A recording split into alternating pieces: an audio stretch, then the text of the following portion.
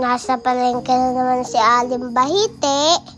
Hindi para mamalengke, kundi para kumain ng siomai. Di lang po yan sa aming bayan ng Cuenca.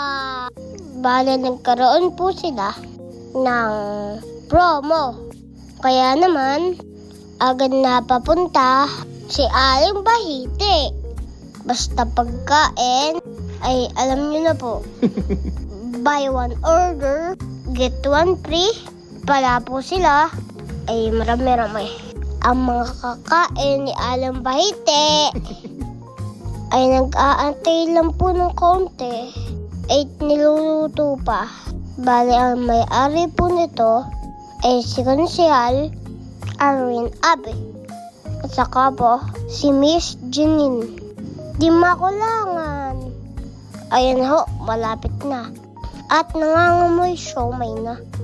Pero teka lang, sila nga po pala ay matatagpuan sa likod ng aming palengke.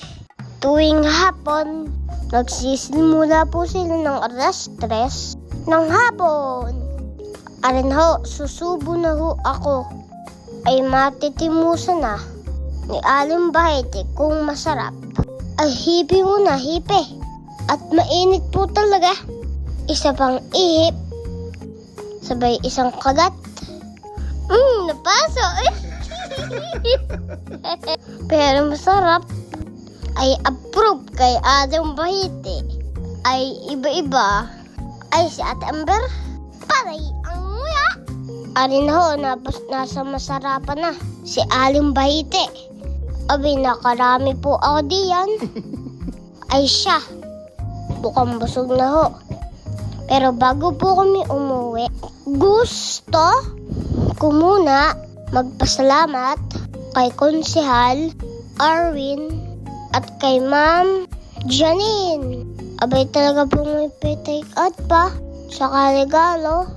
Ay paano ho? Salamat po ulit sa siomai. Ay at bro ang lasa. Bye-bye. Momo.